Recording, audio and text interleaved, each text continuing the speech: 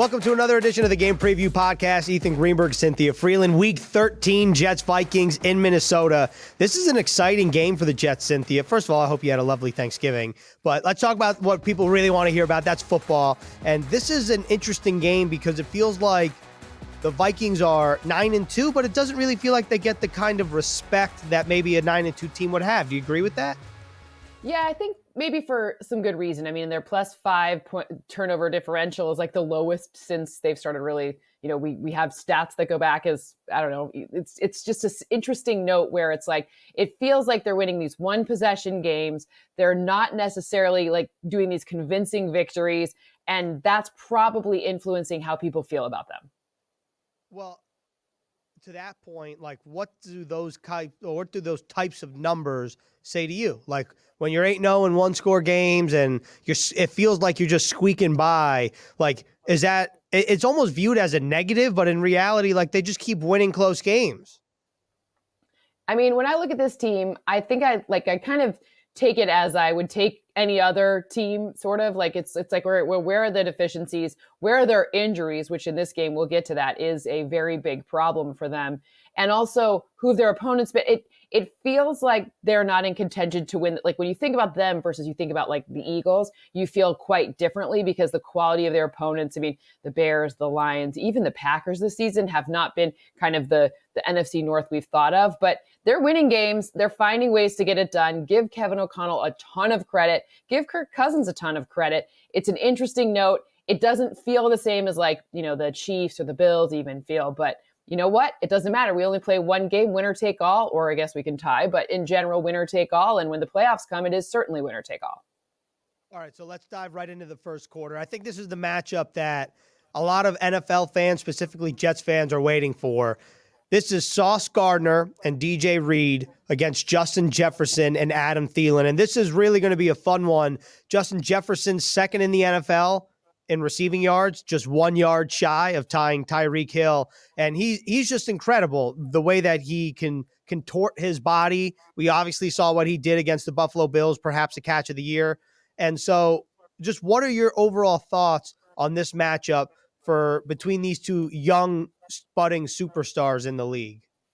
Well, let's look at the numbers really quick here. So we'll just do a little level set. Justin Jefferson, in terms of contested catches, so those are tested, where someone's very close coverage. He has 16 of them. He only has, like, Tyreek Hill is the only person who has more than them in terms of 15-yard receptions, because obviously Justin Jefferson has 32, Hill has 34. This is the type of thing, and by the way, he's leading the league with 16 contested catches. He's number 2 in those 15-yard receptions. So this is a guy who can catch very improbable passes. This is a guy who's really, really helping his team on high difficulty targets, most receptions, receiving yards over expected, on passes with a completion probability below 50%.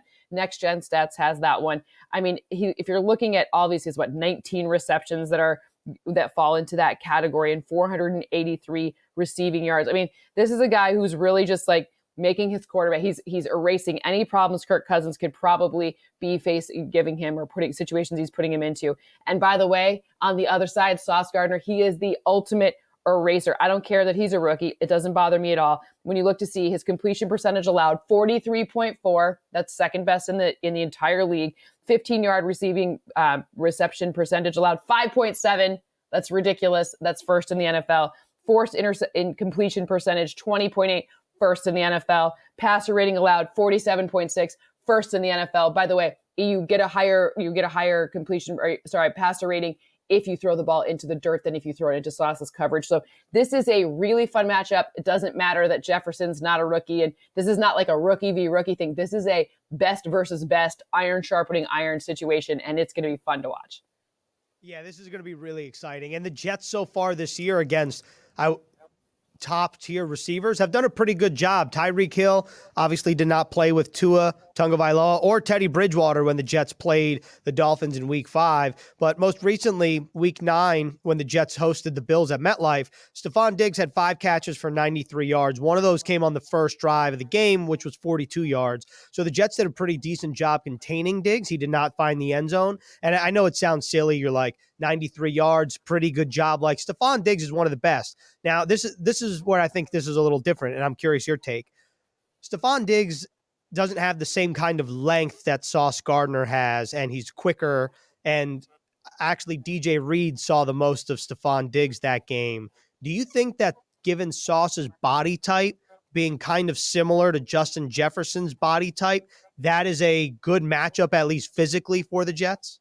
It is, and the other thing we'll get to talking about the pressure, because the fact that the Jets are able to pressure with only 4 is going to be very important in this one, because Kirk Cousins has now faced like a bunch of top 5 defenses in a row. And the difference when you're rushing only 4 versus when you're having to blitz to get pressure on Kirk Cousins makes a huge difference. So the man situation, both are the best in man. Justin Jefferson facing man, best receiver. Sauce Gardner playing man, best corner. When it's interesting though is that Justin Jefferson does move all around the alignments and configurations, and we haven't really seen Sauce travel. So that's the only sort of like knock there, right? If they're going to try to get a mismatch, it's not going to be Jefferson on Sauce. That wouldn't be a mismatch. That's actually like a very good matchup. You're right. Body types are more similar. So, well, a couple things here. And we're going to get to Garrett Wilson later, because I think there's something interesting in terms of Garrett Wilson, Justin Jefferson, both kind of having like herky-jerky juke moves. But in terms of the Viking offense, Justin Jefferson's obviously the staple of the offense. If you were to like power rank X factors, him being the top X factor, who's next? Because there are a lot of very talented players, but how do you kind of order who's most important to that offense after him? So not for the whole season, but in this particular matchup, in this particular situation, my number 2 would probably be TJ Hockenson, who's a new addition to their team. Obviously, we don't know exactly how they're going to use him in every sort of configuration. So that's why he becomes sort of more important, because we don't have as much film on what they're going to expect from TJ. We know that they targeted him just all of the time. He gets lots of targets. He has seen the end zone. So I think that's like a more important not to say he's better than anyone else, because Dalvin Cook is an amazing opportunity to do well in every game. And Adam Thielen has shown his stripes as well. So we have earned his stripes as well. So you're seeing that, but you said X factor. So for me, it is, where are they going to use TJ Hockenson? How are they going to reconfigure their alignments to really kind of get him in the slot, get these mismatches on body types? Because TJ Hockenson is huge, and he does come down with those red zone targets. It's a great point. And I'm going to use the Ravens game from week 1 as an example. We saw Sauce Gardner line up against Mark Andrews a decent amount. That's because I think that's a matchup thing. That's not the case this week, because the Jets are going to need Sauce on the outside, where maybe week 1 the Jets felt like with Devin Duvernay and Rashad Bateman, they could hold their own with DJ Reed and then Michael Carter II and Brandon Echols and Bryce Hall in that game, actually. So I think that's the biggest difference here. But let's move on to the second quarter. Let's talk about this Jets offense, particularly Mike White, because what Mike White has done in 4 NFL starts is pretty remarkable. Actually, Kirk Cousins and Mike White are 2 of 7 NFL quarterbacks who have thrown for at least 300 yards and 3 passing touchdowns in at least 2 of their first 5 games as a starter in the NFL. That's just a fun little nugget. But when you look at the way Mike White played, Cynthia, what impressed you the most about his performance? I think there's 2 things that really stood out. The first was how he performed under pressure. So look, under pressure, every quarterback has an erosion in their production. Duh, that makes sense, right? But he went 4 for 4, passed for 2 of his 3 passing touchdowns, and was extremely over 100 yards passing when he was actually under pressure. And that is a very strong outcome. But by the way, that doubles the amount of under pressure touchdown receptions for the Jets on the season, right? So his 2, it matched what was already happening through the entire season to date. That was interesting. The other thing, and maybe this one's even more, look, we have to acknowledge it. The Bears secondary was banged up, and then Eddie Jackson left the game. So they're banged up, and then they were extra banged up. And this is a much, the Vikings do have more pieces up front, at least, than the Bears do. So with the asterisk is there. But when you look at the different types of looks, and this guy with 4 starts, does he know zone versus man looks? Are you able to kind of confuse and trick someone? Nope, not Mike White. You weren't. Over 130 passing yards and a passing touchdown against man and against zone. Both. Not one or the other. Both. So I love those 2 stats, in addition to all 3 of his passing touchdowns coming on 10-plus air yard passes. Those are deeper throws, downfield passes. And by the way, all of them happening in more than 2.5 seconds, despite his overall for the game, the time to throw being lower than what we've seen from anything from the Jets so far this season. Basically, what that means is that the strategy was working, right? So they use shorter passes and then use strategic deep passes, which is the way you want to do it. That's how you stay super productive. And that's what we saw from Mike White. Yeah, I'm going to need your help breaking something down here because statistically, the Bears last weekend coming into the game had the 9th ranked passing defense in the league. The Vikings have the 32nd, so the worst in the league. We saw what Mike White did last week against what was the number 9 overall defense, despite the injuries to Jaquan Brisker and Kyler Gordon, 2 of the starting 4 secondary members in the game.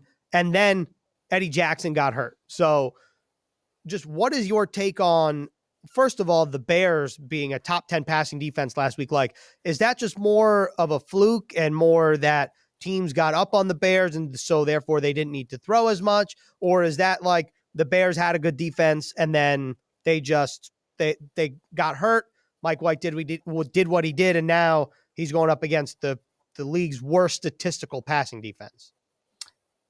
Both. The reality is that the Bears, when they have their starters, they're truly not as bad as what it seems when they don't have their starters. That's, again, another situation there. But they also, when things sometimes they get out of hand and you're playing for a really long time, the second half can also be either totally gassed, right? So that's sometimes you have to put an asterisk there as well, especially non-starters. It's not the same caliber in the beginning, and it's certainly not the same caliber as you get to the second half. So kind of all of it. I don't think that this is a defense. What we saw from the Bears was the best version of their defense. No way. But at the same time, I think that you also face that same scenario with Minnesota. We just saw Andrew Booth now on IR. So they're down like all of their secondary, and it's a tricky one. Okay, Harrison Smith's still there. He's really good, but it's very hard to get the type of production from that secondary. And by the way, the defensive front hasn't been generating. Like when I think Minnesota, Danielle Hunter and all those guys, like just really getting after the quarterback, it hasn't looked the same this season. And part of that is because the secondary hasn't been there blanketing people, giving them that extra half a second, half a step to get the burst to rush the passer. So it's not the same caliber defense that, at least, like, look, I grew up in, NFC North country, so I'm used to more Viking, like, Mike Zimmer, like tough stuff. And it doesn't look like that this season. It's very interesting because it feels like defensively the Vikings have a lot of very good players. You mentioned Danielle Hunter. He has 7 sacks. Zadarius Smith leads a team with 9.5, but their sack numbers are not great as a whole. And then you mentioned the secondary. Harrison Smith, very good player. Patrick Peterson having a good year. But you mentioned the injuries there. How big of a factor do you think that will be for the Jets coming into this week? And do you think that that's something that Mike White can take advantage of in his first road start of the season? Well, all 3 of the touchdowns that Mike White threw last week came when the receivers had more than 3 yards of cushion. So the next gen stats call that wide open. I love it, right? They're wide open, more than 3 yards. And that's an interesting note because that means that what the offensive minds were doing for the Jets were scheming the right things to happen, not just the right blend of short versus deep passes like we talked about, but also which routes and when are you targeting them at which time.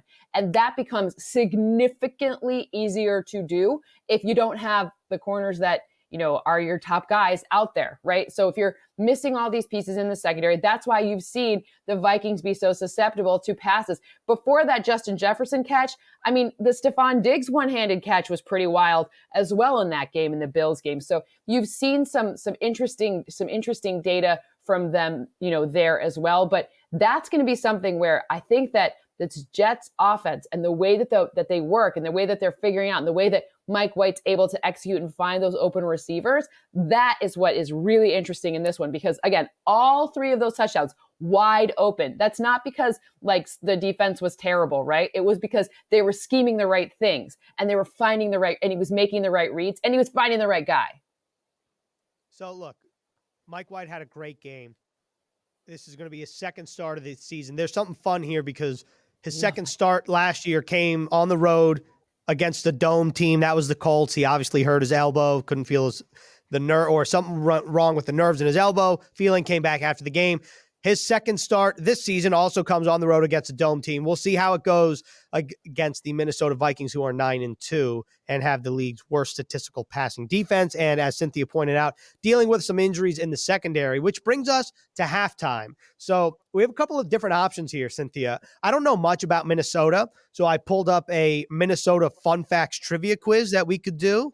And I could ask you a couple questions, or we could talk about something totally different. What do you want to do? Let's do the fun facts, and because I'm from the Midwest now, I'm from Michigan, not Minnesota, but I can do a Minnesota accent pretty well because don't you know, we all know how to do that. Go ahead. Trivia, go. Can you answer in a Minnesota accent? Okay. All right.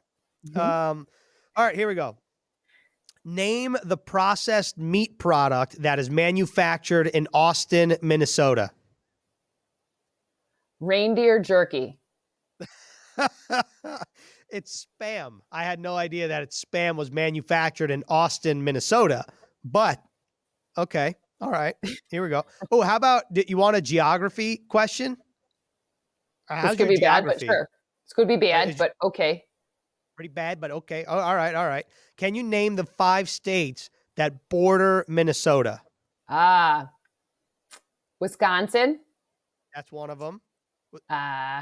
North Dakota. Yeah. That's South 2. Dakota. That's 3. Iowa. That's 4. You should get the 5th. Michigan. That's 5. Yeah. Nice. Very nice. Well done. Well done. All right. Sweating over here. Okay.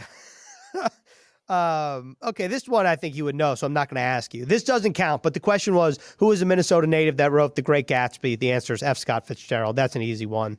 Okay, this is one. Which fictional spokeswoman was created by General Mills in the 1920s? But Betty it doesn't have Crocker. Anything to do with... That's right. It is Betty Crocker. That was fantastic. All right. That seemed like an easy one. Do you know? Okay, so, all right. I ran the Duluth Marathon. It's the Grandma's Marathon in Duluth, Minnesota. And it's actually a very charming marathon. It's most people there are actually Green Bay fans because of I don't know why, but it's, I guess, the proximity to wherever it is. But it was very interesting when you run there because it's on Lake Superior. That lake is so cold. Yeah. And the wreck of the Edmund Fitzgerald is like this song that everyone sings about. So I don't know if you've learned it, but when you land in Minnesota, you could be listening to that because it's a very they talk about like all the you'll learn a lot about Minnesota and Midwestern lore with that. And then like something with like Babe the Blue Ox, did it talk about that too? I can't remember the whole thing about, there's like Paul Bunyan and Babe the Blue Ox and all these things. That's all there. That's all there too. We're all weird. All right, so bunch of that was very good. And not I know that much difference between Michigan and Minnesota, just so we're clear. I do see one question. What national? Don't answer this because our producer, Matt Sitkoff, will get very upset for sponsorship reasons. What national discount retailer with department store roots is based in Minneapolis, Minnesota? If you know the answer or don't know the answer, I will tell you after we record because I'm giving a clue. Yeah, don't answer. 1,000 exclamation points. Very nice. But this is fun. What's the stage name of the famous musician Robert Zimmerman? Prince? The I don't know. Is Bob Dylan. But Prince is from there too. You can go to Prince's compound when you're in Minnesota. Wow, I didn't know that. I think I've been to Graceland in Memphis you gotta go to, for Elvis. It's actually pretty cool. Yep, Prince's compound is there. I know a lot about Minnesota. Okay. I'm just a real Minneapolis aficionado over here. What you're saying is that I should use a Prince song as the background music for my cooking reel this week. 100%. Nice. And there's also, I think Minneapolis has it on Indianapolis for the most indoor bridges. Yeah. The Skyway or whatever. Okay. Glad I could add that to the chat. Glad. That was a great halftime. Very unexpected. Like, didn't know that that we were going to be doing trivia, or that you would know so much about. That's exactly what you needed. All right, I feel rejuvenated. Let's dive right back into the third quarter. we talked about Mike White. It's only necessary now that we talk about the receivers because Garrett Wilson had a great game, 2 touchdowns. Elijah Moore had his first touchdown on the year. What was the difference outside of potentially Mike White that essentially enabled those guys to produce at the level that they did in your eyes? Well, if you look at where the touchdowns came, right? So first of all, I need to put this out there because I think it's very important to say, but Garrett Wilson, if you and I work for the NFL, we're not allowed to bet. So we can just give recommendations. And perhaps you should look to see what goes on with offensive rookie of the year candidates, because I think that Garrett Wilson should absolutely be in contention. He's just Olave. Chris Olave has more yards than him, and nobody expected like this type of output for the Jets. So I'm going all in. Like if I were a betting person, which I'm not because the NFL pays my paycheck, I would probably think that. But just so we're clear.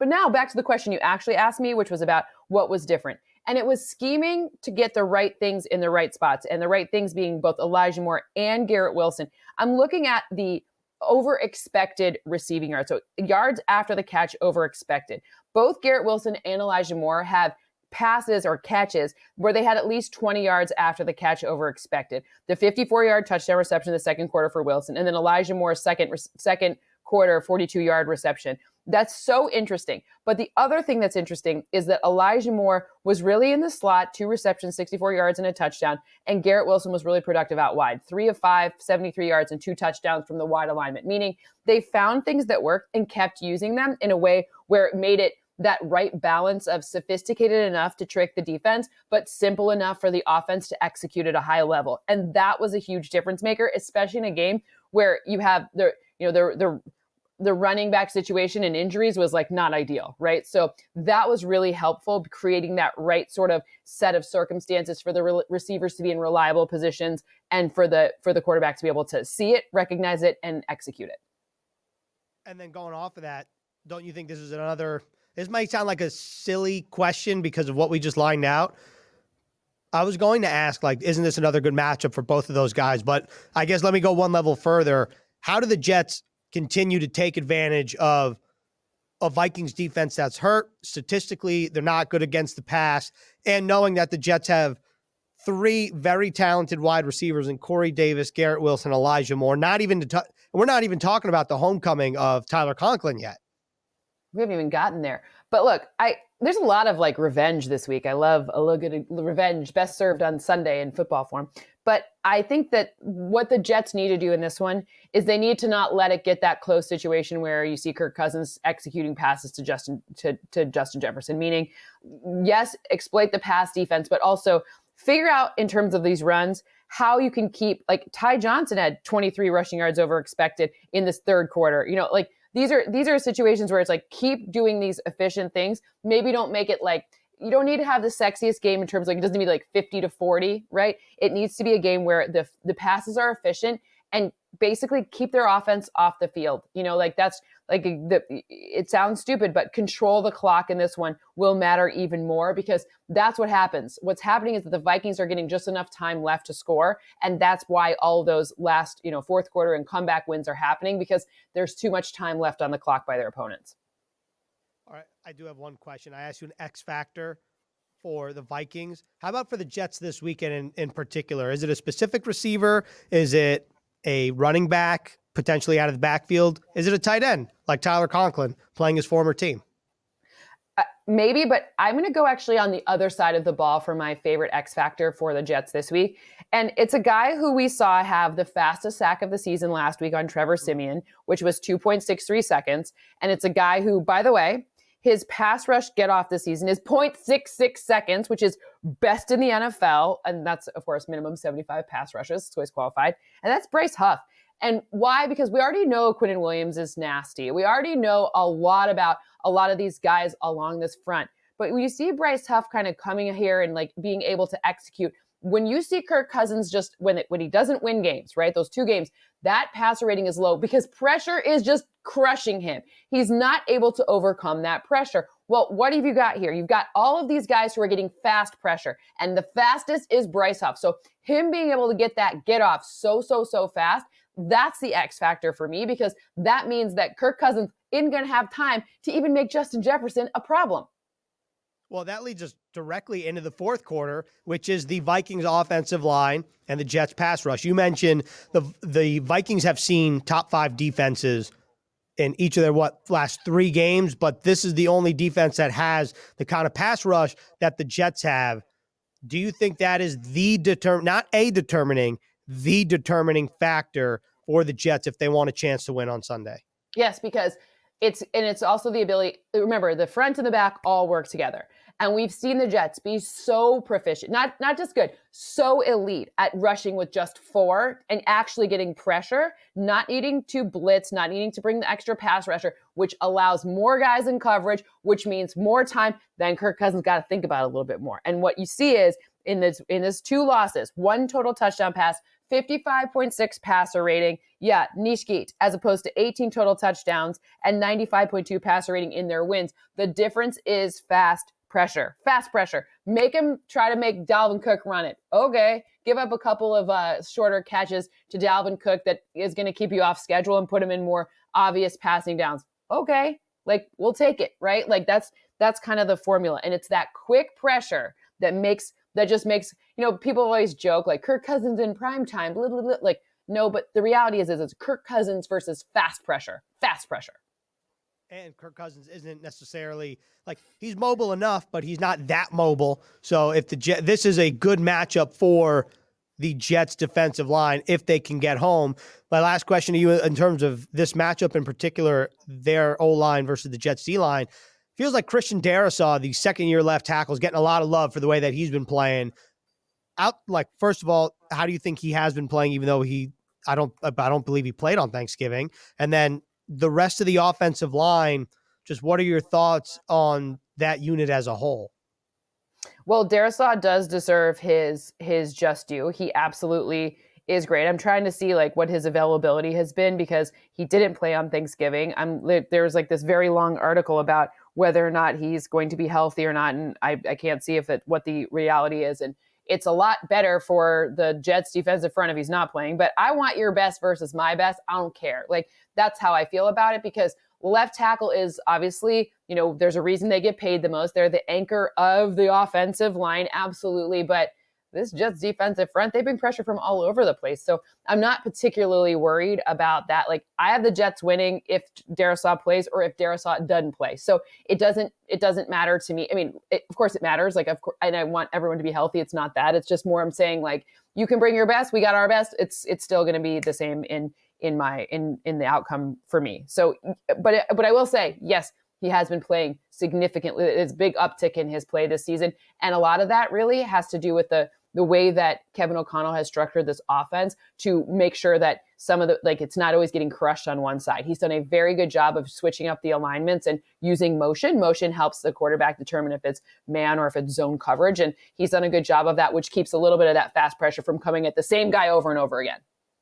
Did you just try to sneak in your answer that you have the Jets winning? Yeah, I didn't try to sneak it in. There wasn't sneaky. Yeah. I said it 4 or 5 times. I'm not sneaking. There's no sneaking. Okay, so your model has the Jets winning this game. And everything I do is blind. Usually I don't run look, I'm gonna be honest with you. We film this on Wednesdays. Wednesdays are the best day for the injury report because at least it's a little more honest. Before Wednesday, they're like big fat lying liars who lie. I don't know who's playing. You don't know who's playing. Maybe even Friday we don't know who's playing. But as of right now, I did it with Darrisaw in, with Darrisaw out. Either way, it didn't matter because I knew I had some really good stuff on. My model really likes Mike White. My model loves the Jets defense. My model loves the Jets defense. My model thinks the Jets defense is elite and the special teams is elite. And my model really likes Mike White. Is there a better way to end this podcast than that? Nope. I don't think so. Except I do have one bonus. I think a lot of people wondering, Justin Jefferson, what is an acceptable stat line for the Jets defense with Justin Jefferson playing in terms of his numbers Sunday? I know that's an impossible thing to really answer because you'd be like, oh, he could have 300 yards and the Jets win and it wouldn't really matter. But what do you think is a realistic number that gives the Jets a good chance to win? Well, so the numbers, I'm going to say this is going to sound higher than you might like, but anything under 100 yards is great. Why? Because if they keep throwing to him for 100 yards, it's because they have to throw more, which means that the Jets are probably winning. So think about the game script with that. So realistically, as long as it's under a hundo and probably, it's probably like 7, 8 catches, like that's probably that's a game winning, because the reality is you have to throw more if you're playing from behind. So really it's Dalvin Cook's stat line that you don't want to be good, not, I don't care about Justin. I mean, of course I care about him, but like, I don't, as long as it's not like 6 touchdowns, something crazy, even if he has a 7 for 93 and a touchdown, still fine, because it's Dalvin. If you see Dalvin Cook rush for 100 yards, Jets are in trouble. Okay. And that is not as good of a way to end as what we previously said. This is your fault, not mine. I'm blaming you for this. It is all on me. That is all on me. But we didn't even really talk about Dalvin Cook. So I take it back. It's a good way to end because the Jets really do need to account for Dalvin Cook because he's a very good player. And the Vikings like to run the ball. Even though it didn't have the success it did last week against the Patriots, he still ran it over 20 times. He only averaged 1.9 yards per carry. So that's how we're going to end Week 13, the game preview podcast. Jets-Vikings in Minnesota. Cynthia, thanks a lot. We'll talk to you next week.